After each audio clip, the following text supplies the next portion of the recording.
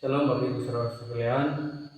Pada saat ini saya mengajak kita semua untuk sama-sama belajar kebenaran firman Tuhan yang terambil dari Kisah Para Rasul 2 ayat 32 yang berbunyi demikian.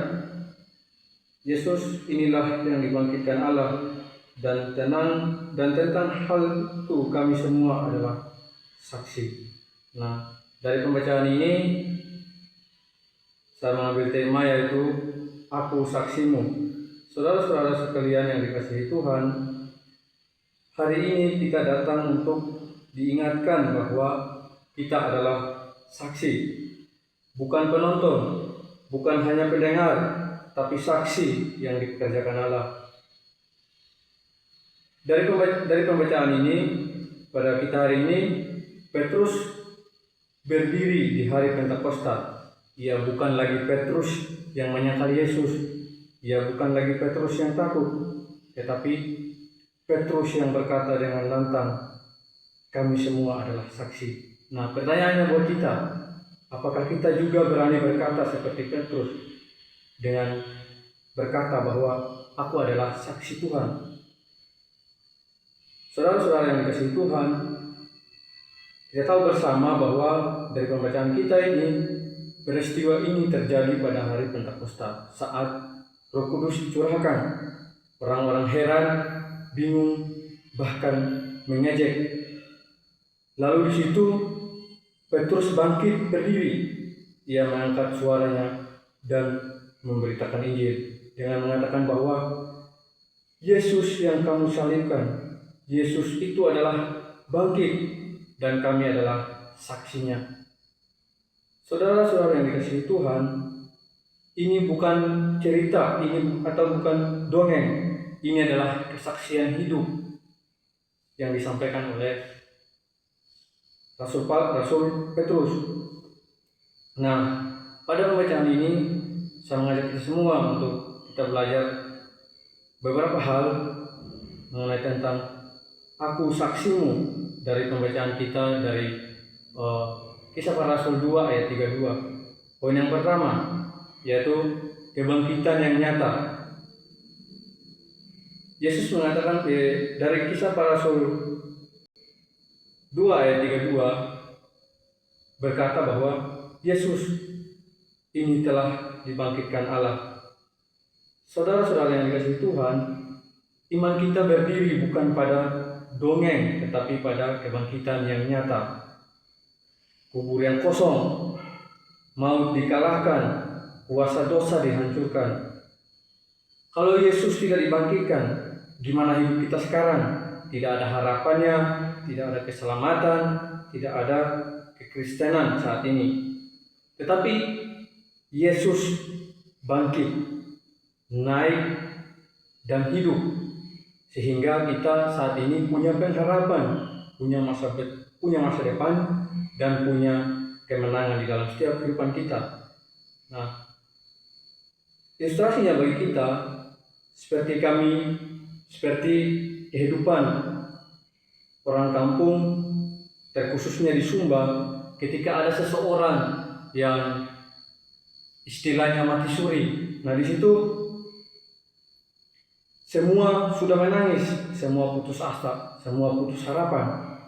Tiba-tiba diberdirikan dan hidup kembali. Nah, itulah yang namanya kebangkitan yang mengguncang seluruh kampung.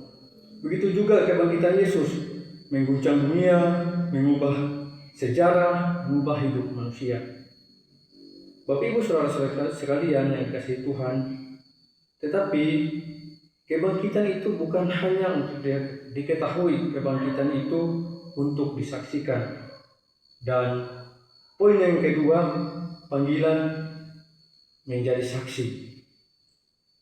Di Kisah Rasul 2 ayat 32 berkata bahwa kami semua adalah saksi. Perhatikan, Petrus tidak berkata kami tahu, kami belajar, tetapi Petrus berkata kami adalah saksi. Saksi itu bukan hanya tahu, saksi itu bukan hanya tahu. Saksi itu harus yang dialami oleh seseorang, sama seperti yang dialami oleh Petrus. Saudara-saudara sekalian yang dikasihi Tuhan, banyak orang tahu tentang Tuhan, tapi sedikit orang yang benar-benar menjadi saksi. Bapak Ibu saudara-saudara sekalian yang dikasihi Tuhan, apa sih itu saksi? Orang yang melihatkah? Orang yang mengalamikah? Orang yang berani menceritakankah? Ini yang menjadi pertanyaan bagi kita. Apa sih itu saksi? Nah, di dalam pembacaan kita, saksi itu adalah orang yang benar-benar melihat apa yang terjadi, yang kita alami, yang kita seperti yang kita dimenangkan oleh Tuhan. Orang yang berani menceritakan, itulah yang namanya saksi. Contohnya, di dalam pembacaan kita, Rasul Petrus pernah jatuh menyangkal Yesus, tetapi setelah mengalami kasih dan kebangkitan Kristus, dia diubahkan, dia jadi pemberani, dan bahkan dia menjadi saksi. Pertanyaannya bagi kita, apakah hidup kita menunjukkan bahwa kita saksi Tuhan? Apakah orang lain bisa melihat Yesus di dalam perubahan hidup kita? Seperti kehidupan, kembali lagi ilustrasi kehidupan orang kampung di Sumba. Kalau seseorang mengalami sesuatu yang luar biasa, dia tidak bisa diam. Macam kayak sakit, dia akan cerita ke tetangga, ke keluarga, atau ke seluruh kampung. Nah, kalau kita sungguh-sungguh mengalami Tuhan, kita tidak mungkin diam.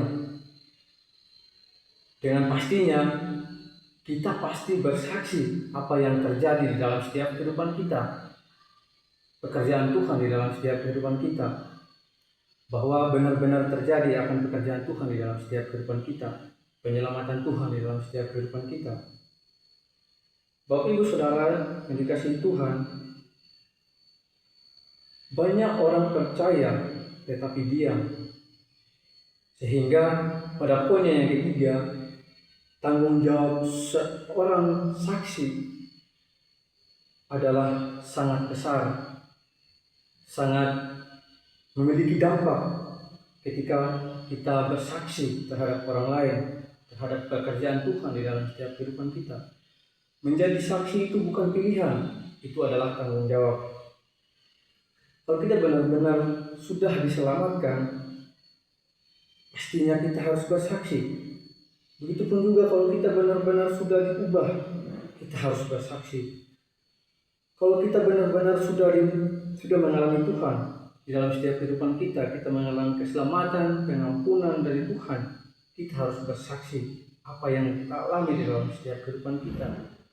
Dunia tidak berubah. Dunia tidak butuh orang Kristen yang diam.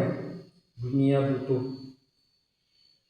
orang Kristen yang berani bersaksi seperti yang dilakukan oleh Petrus ketika ia tetap teguh, ia berani bersaksi tentang Kristus.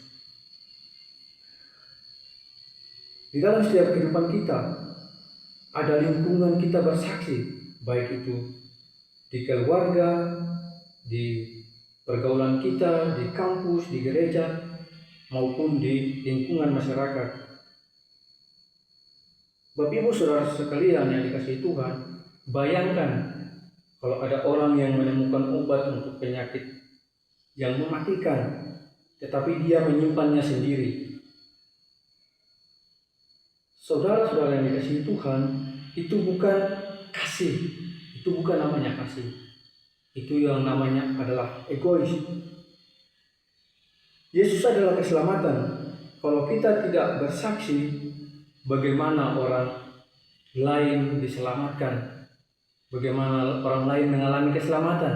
Bagaimana orang lain mengalami perubahan? Kalau kita tidak bersaksi ketika kita mengalami akan keselamatan dari Tuhan.